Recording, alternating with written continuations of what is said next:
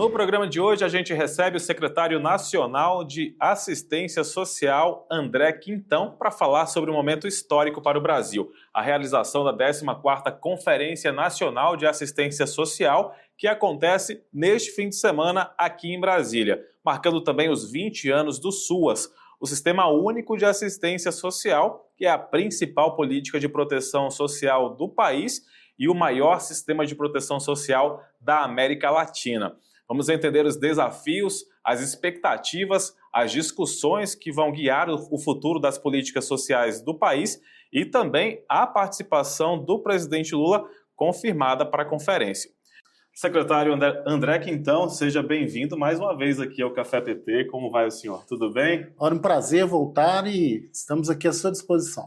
Vamos falar então, secretário, aí desse evento, né, tão importante que vai acontecer já a partir de amanhã, que é a 14ª Conferência Nacional de Assistência Social, né, vai começar aqui em Brasília.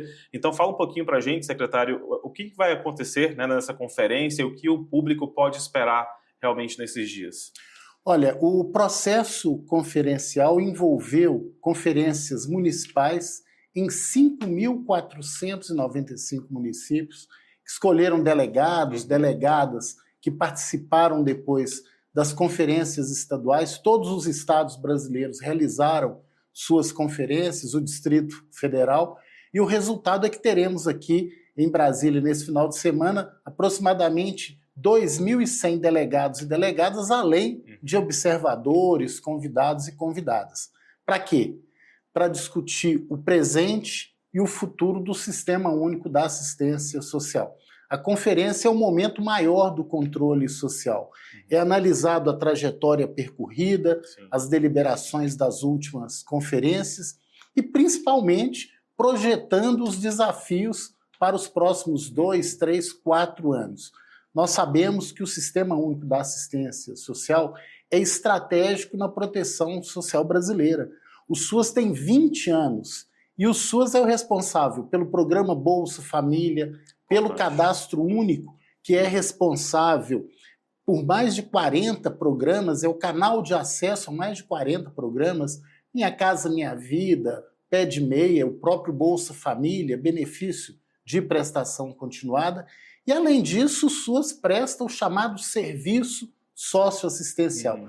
Nós temos aproximadamente 9.000 CRAS, Centros de Referência da Assistência Social, em praticamente todos os municípios brasileiros, os centros de referência especializados, as unidades de acolhimento para aquelas pessoas em situação de maior vulnerabilidade, às vezes os vínculos familiares rompidos. Então são os abrigos, as instituições de longa permanência para as pessoas idosas, para mulheres vítimas de violência. Então, o SUAS é muito importante para o Brasil vencer, como está vencendo o mapa da fome, saímos do mapa da fome, fundamental para reduzir a pobreza e também as desigualdades sociais.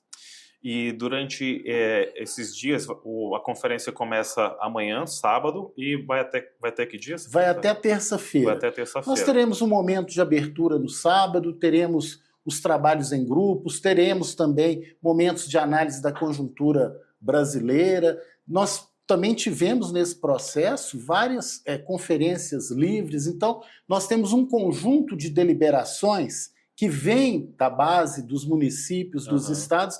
Essas deliberações serão discutidas, então, por esses delegados e comporão um documento final, que é uma espécie de guia, né, de linha mestra aí para as políticas da assistência social em nosso país. E a assistência social é uma das bandeiras, realmente, do governo do presidente Lula, né? Inclusive, a previsão dele participar, né, da conferência, secretário? Sim, o presidente Lula foi o responsável pela implantação do SUAS no Brasil em seu primeiro mandato. Então ele conhece bem o sistema, valoriza muito. Nós fizemos nesse período um processo importante de recomposição orçamentária, de voltar com o financiamento que estava bastante precário, de ampliar algumas ações fundamentais que eu posso discorrer sobre elas aqui. Então está previsto, sim, em algum momento da conferência, a participação do presidente, o ministro Wellington Dias e vários outros ministros também que têm confirmado a sua presença. Com certeza, e demonstra realmente, né, a importância que tem o SUAS para o governo do presidente Lula. E como o senhor falou, as discussões elas já começaram há bastante tempo atrás, né, inclusive envolvendo praticamente todos os municípios, né, que compõem o SUAS, e culmina agora na 14ª conferência durante esse final de semana, né, secretário? Então foram vários meses aí de discussões para poder realmente trazer as principais pautas que vão ser debatidas e discutidas agora na conferência. Exatamente. E a gente sabe que que a gente chama de rede SUAS, o SUAS é composto pelos trabalhadores e trabalhadoras, são quase 400 mil no nosso país. São centenas de milhares de pessoas atendidas. Em número de atendimentos, só para vocês terem uma ideia, são aproximadamente 40 milhões de algum nível de atendimento. 40 milhões de atendimentos em 8.900, 9.000 CRAS, em 3.000 CREAs. Nos centros POP, voltados à população em situação de rua, nós temos uma rede socioassistencial. São 20 mil entidades da rede socioassistencial que prestam algum serviço na assistência social. Então, a conferência ela é um momento de diversidade. Você tem os usuários e usuárias representados, você tem os trabalhadores e trabalhadoras, gestores municipais, estaduais, as próprias entidades, e essas propostas foram amadurecidas ao longo do ano. Então, é um momento de fechamento, é um momento de conclusão e de hierarquização de prioridades. Isso é muito importante. Todos nós sabemos a importância do planejamento público. Então, quando a gente vai definir as prioridades na assistência social, é levado em conta a ponta, o município, porque é lá que a política pública acontece. Secretário, deixa eu lhe fazer uma pergunta aqui, que é uma pergunta talvez de leigo mesmo no assunto. Eu sei que estou falando com um especialista aí sobre assistência social dentro do governo do presidente Lula, mas para a gente dar um serviço mesmo para as pessoas que estão nos assistindo em casa e muitas vezes não conseguem identificar a atuação, né, do SUAS, de que forma que o SUAS ele se manifesta dentro do meu município, né? Como eu consigo identificar que existe ali um dedo do governo federal, um dedo do governo do presidente Lula em relação à assistência social dentro do meu município? Você já trouxe o exemplo do CRAS, por exemplo, né, que a maioria dos municípios já possuem também, mas além do CRAS, secretário, de que forma mais as pessoas conseguem identificar ali a marca do governo federal na assistência social? Olha, eu vou começar por onde você mencionou, o CRAS, por exemplo. Uma pessoa que tem direito a receber o programa Bolsa Família, ela tem que se cadastrar, tem que estar no cadastro único. Via de regra, quem é responsável pelo cadastro único é o SUAS. Então, a pessoa que quer pleitear qualquer acesso a um programa, e agora vários, inclusive, ampliados com o governo Lula, o Gás do Povo, né, o Luz para Todos, o Farmácia Popular, Minha Casa Minha Vida. Então, o SUAS é a porta de entrada desses vários programas através do cadastro único. Cada programa tem sua especificidade. Às vezes, você vê uma pessoa em situação de abandono. Tem uma instituição, né? A gente chama de instituição de longa permanência, muita gente conhece por os antigos asilos. Aquela entidade, boa parte delas é apoiada financeiramente. Que em alguns lugares chamam de albergue, por exemplo. Tem os albergues para a população em situação de rua, os migrantes, né? Que tem esse tipo de atendimento. Uma criança em situação de abandono, uma ação prática para tirar uma criança da situação de trabalho infantil, uma mulher vítima de violência doméstica que vai para um determinado abrigo provisoriamente. Então, e tem o trabalho que a gente chama de promoção e prevenção. Tem muitos trabalhos realizados em municípios com as pessoas idosas que têm a residência, que estão lá na família, mas que não têm nenhuma atividade, que estão com dificuldade, estão quase que isoladas, né, sem o convívio. Então você tem grupos de convivência, centros de convivência. Muitas crianças cujas escolas não têm ainda o horário em tempo integral fazem atividades em serviços de convivência. Às vezes no CRAS, mas às vezes em unidades específicas. A gente alguns chamam de contraturno escolar, são atividades de lazer, de oficinas, de reforço escolar, e também sempre com alimentação, é um complemento alimentar também. Então o SUS está presente em todo o Brasil, está na vida de todo mundo. Só no cadastro único são 44 milhões de famílias, são quase 100 milhões de pessoas, é metade da população brasileiro. Sim. Então, metade da população brasileira, em alguma medida, foi no CRAS ou num posto de cadastramento do SUAS para entrar nesse registro unificado que é porta de entrada para várias políticas públicas. E aí a gente tem envolvimento dos estados e também dos municípios. São as parcerias que o governo federal faz com esses entes também, né, secretário? O SUS funciona de maneira federativa. Perfeito. Essas unidades... Da mesma forma que o SUS, o Sistema Único de Saúde. Exatamente, são muito parecidos. As unidades descentralizadas, elas são gerenciadas, geridas pelo poder local, pelos municípios. O governo federal entra com cofinanciamento. Então você tem recurso para proteção básica, para proteção especial. Esse recurso é passado mês a mês, de forma regular, automática, de acordo com o nível de atendimento e do tamanho, né, de cada município. Então as parcerias são bem estabelecidas. Os estados, geralmente, cumprem um papel de apoio técnico, de capacitação, de monitoramento. E é no Sistema Único da Assistência Social que a gente também tem uma área importantíssima que a gente chama de vigilância social, que é o diagnóstico, é o mapeamento das vulnerabilidades nos territórios, é uma ferramenta para o planejamento de um conjunto de políticas públicas. Secretário, o SUAS agora em 2025, então ele completa 20 anos, né? É possível citar as principais conquistas? Eu acredito que são muitas, né? Mas pelo menos as principais conquistas do SUAS durante esse período? Olha, o SUAS tem uma trajetória de 20 anos, mas essa trajetória não foi progressiva, linear. Nós tivemos um momento muito importante, né, nos governos Lula e Dilma, de expansão, de ampliação, presente em todo o país, com cofinanciamento robusto. Depois nós tivemos um período na história política brasileira onde houve um desfinanciamento das variadas políticas públicas e uma situação agravada pela pandemia. Nosso trabalho desde 2023, sob a liderança do presidente Lula, do ministro Wellington Dias, foi exatamente no sentido de reconstruir essa política, de retomar o cofinanciamento, de também aprimorar as nossas respostas, porque o mundo muda. Uma área que nós estamos trabalhando muito, chamada proteção social adaptativa, as questões climáticas. Então nós temos hoje, já no SUAS, no nosso governo, no atual governo Lula, a Força de Proteção do SUAS, que trabalhou, por exemplo, na calamidade lá do Rio Grande do Sul, que trabalha com os migrantes.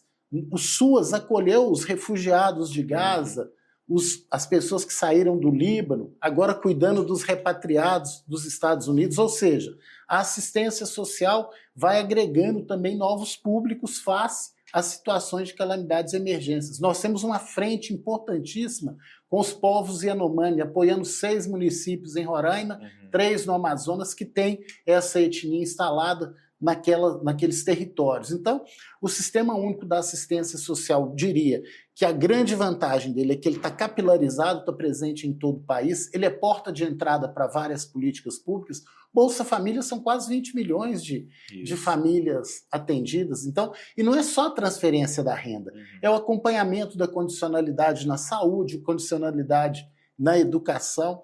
Então, muita gente às vezes não conhece o SUAS, mas o SUAS já beneficia ela. Quando recebe o Bolsa Família, a pessoa idosa, a pessoa com deficiência, que recebe todo mês o benefício de prestação continuada, são 6.300.000 pessoas beneficiadas, idosos, pessoas com deficiência, que recebem um salário mínimo mensal. Tudo isso tem a ver com o SUAS.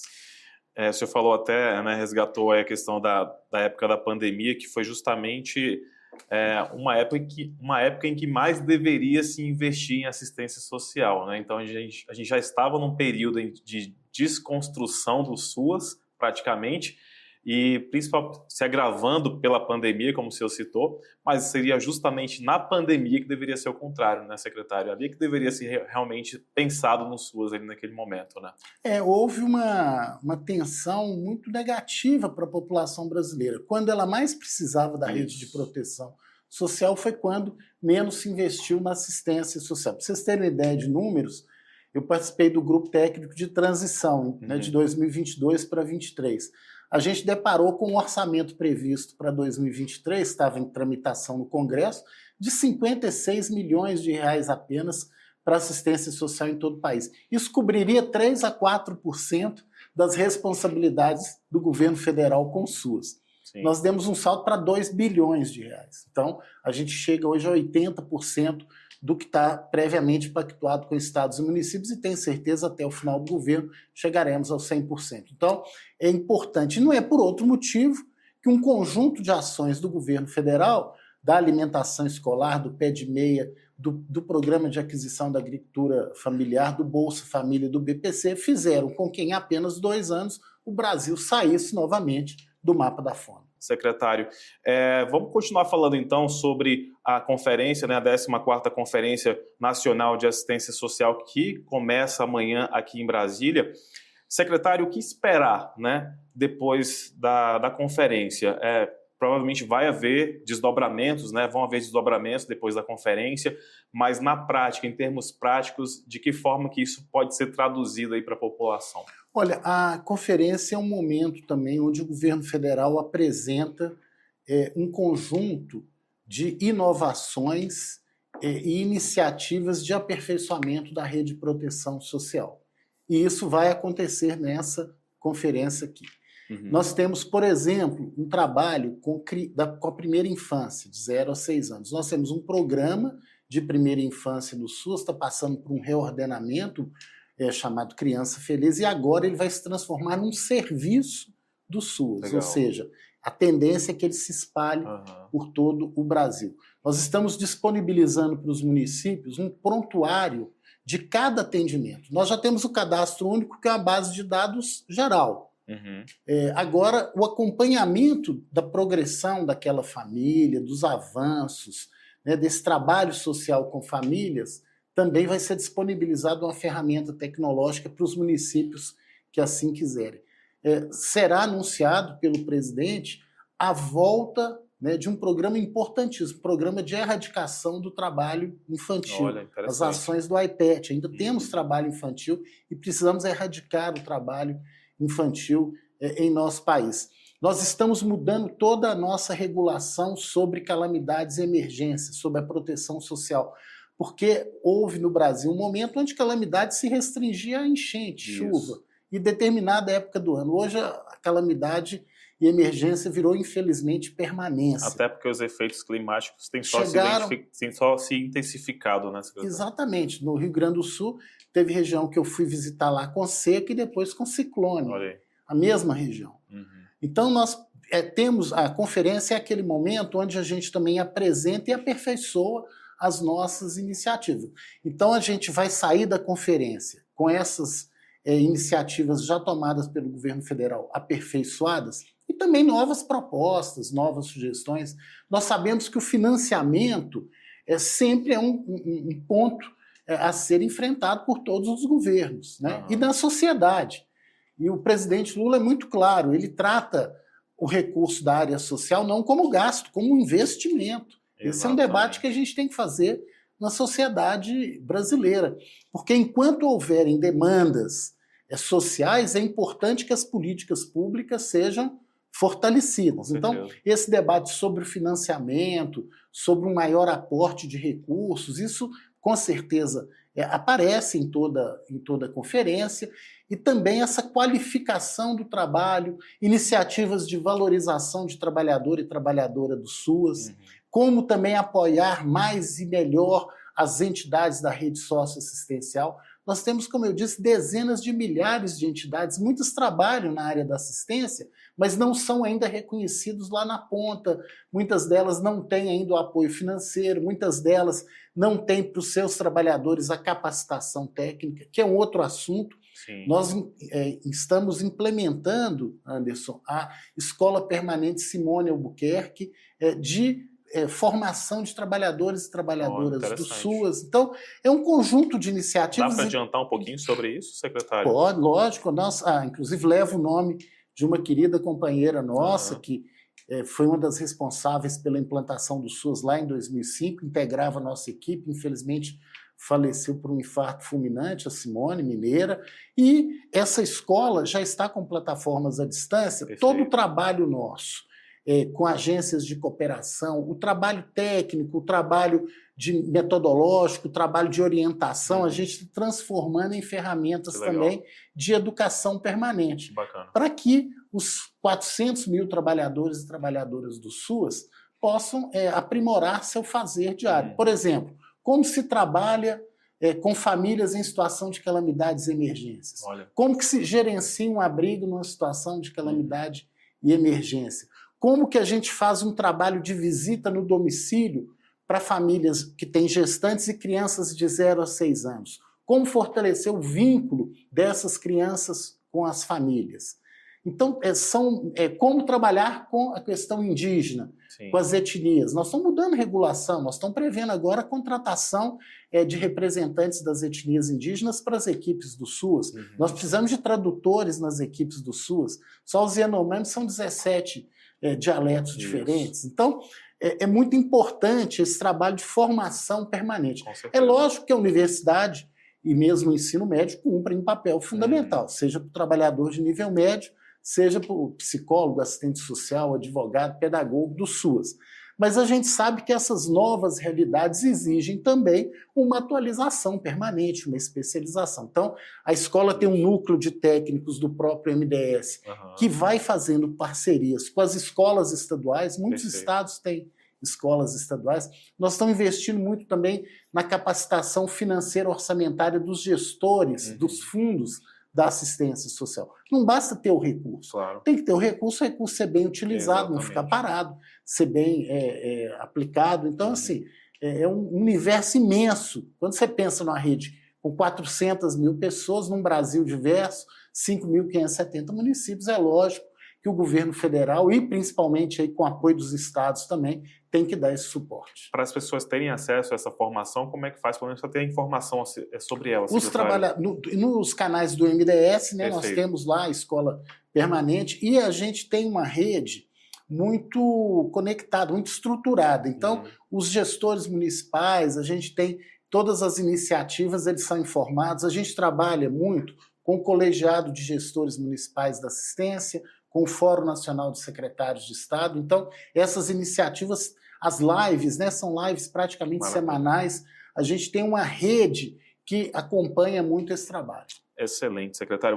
Secretário, o SUAS, né, como a gente falou, é a principal, né, a principal política de proteção social do país e também o maior sistema de proteção social da América Latina. Então, o SUAS, ele com certeza, ele tem muito que mostrar para outros países, né? Tem muito que servir de exemplo para outros países. Inclusive, o senhor participou recentemente do Seminário de Proteção Social no Mercosul, né? E, secretário, que diagnósticos, né, comuns essa região aqui do Mercosul apresentou em relação à pobreza e vulnerabilidade social, por exemplo? Olha, primeiro tem um caráter histórico. Nós sabemos os processos de colonização na América do Sul e na América Latina em geral foram processos de colonização dolorosos, né, inclusive com forte presença da escravidão e massacre de povos indígenas. Então, em geral, a questão da desigualdade social ela percorre, né, grande parte dos países da América do Sul e da América Latina. Uma outra questão decorrente disso é a situação de pobreza e de vulnerabilidades. E há uma grande referência no Brasil no sentido de enfrentamento da pobreza e das desigualdades, né? Isso fica muito nítido e não é só na América do Sul. Acho que o Brasil tem que se orgulhar da rede de proteção social construída ao longo dos anos. O Brasil tem muito que se orgulhar, né? O SUAS e o SUS, assistência e saúde, são modelos. As pessoas não conseguem entender como que a gente tem uma capilaridade. Exato. Até o próprio Programa Nacional de Imunizações, por exemplo, que assiste todo o país, né? Então, sim, em recente evento internacional que eu participei do Banco Mundial, era assim, uma grande expectativa de conhecimento como que a gente conseguia. Tem em cada município brasileiro uma estrutura pública que conseguia identificar pessoas em situação de vulnerabilidade e como que os nossos programas, principalmente de transferência de renda, chegam direto, bem focalizado para o cidadão. Nesse seminário, Anderson, nós identificamos duas grandes questões que o mundo está ligado e que a América do Sul está ligada. Primeiro, necessidade de um registro bem feito, cadastro único. Perfeito. cadastro único nosso é modelo. Exato. Porque o cadastro único, hoje ele tem uma atualização quase que diária. Atualização de renda, atualização de óbitos. Então, nós temos uma base de dados que abarca metade da população brasileira, a metade mais pobre, a metade mais vulnerável. Então, ela é uma referência para qualquer política pública. A outra questão é a nossa transferência de renda, que Bolsa Família é um programa muito hoje reconhecido, não só pela renda monetária, mas por essa vinculação de necessidade de vacinação, de acompanhamento de pré-natal, de permanência na escola e combate à evasão. E a operação dessas duas estratégias é o SUAS, o Sistema Único da Assistência Social, que está ali na ponta. Então, há um grande interesse, e agora também o presidente Lula, com a Política Nacional de Cuidados, começa a interagir também, que é uma outra preocupação no mundo e aqui na América do Sul. A curva demográfica está mudando, né? As pessoas estão envelhecendo mais, as famílias estão ficando menores, então você está precisando de política de cuidado das pessoas, principalmente idosas. E geralmente a pessoa que cuida também precisa de ter um horário livre para ela. Exatamente. Então você tem que cuidar de quem precisa e cuidar daquela pessoa que está cuidando. Cuida, né? Então, acho que eu percebi nesse seminário essas áreas de grande busca de referência no Brasil. Cadastro único, SUAS, Bolsa Família e a nossa política de cuidados. É óbvio que cada país tem as suas peculiaridades também, culturais também influenciam, também questões econômicas, né, secretário? Porque a realidade do Brasil, muitas vezes em relação a outros países, até mesmo da América do Sul, é bem diferente, né? Isso também é levado em consideração por esses países.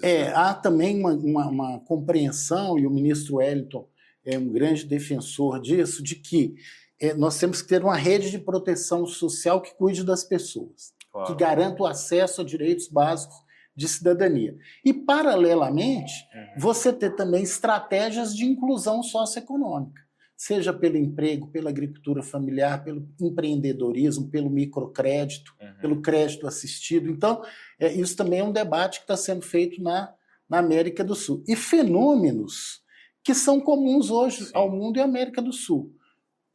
Proteção adaptativa. A questão climática afeta, em geral, os países. A questão migratória é também importante. O Brasil é uma referência de acolhimento migratório. O Brasil tem uma política muito direta, muito acolhedora, muito civilizatória nesse sentido. Então, foi discutido, inclusive, nesse seminário, a possibilidade de passos no sentido até de uma integração de registros sociais.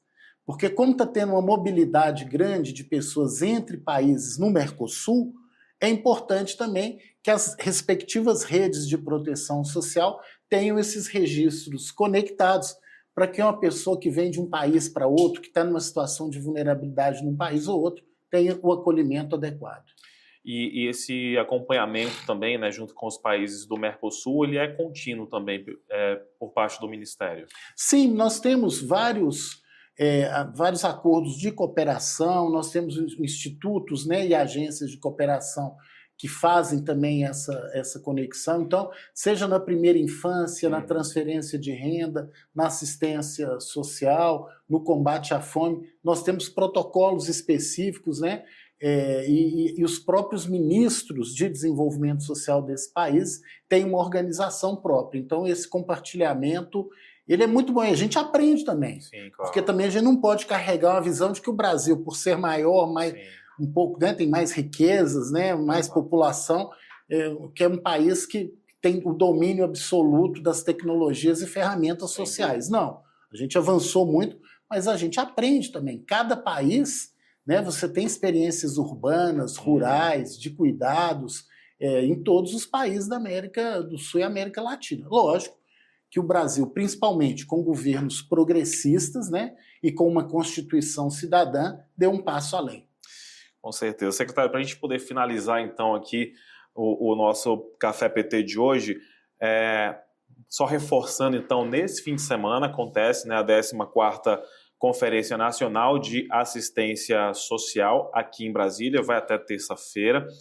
Quem quiser acompanhar de alguma forma ou quem quiser contribuir também de alguma forma, como faz, secretário? Olha, como a conferência foi precedida de escolha de delegados, então a participação direta, voz e voto, é uma Perfeito. participação muito grande, mais de 2.000 pessoas, delegados, mas restrita a eles que foram eleitos, né? Mas com certeza todo o material da conferência vai ser disponibilizado. Ok. Nós temos hoje os mecanismos de diálogo virtual, interativo do MDS, então quaisquer sugestões também podem ser lá dadas, e a gente vai avaliar no decorrer da conferência se alguma atividade vai ter condição de ser aberta também em momentos mais de celebração, de ato político. Isso está sendo acertado, mas amanhã, né, no sábado, tem a abertura, vai até terça-feira, e a gente tem um maior interesse que todas as deliberações dessa conferência sejam ao máximo divulgadas aí por todo o Brasil. Legal. Quem não puder participar, porque ainda não participou dos debates anteriormente, mas pode também acompanhar, né, de alguma forma, nas plataformas do Ministério, nas redes sociais do Ministério, do Conselho Nacional da Assistência Social. Perfeito. Materiais serão disponibilizados também, né, as produções, as deliberações.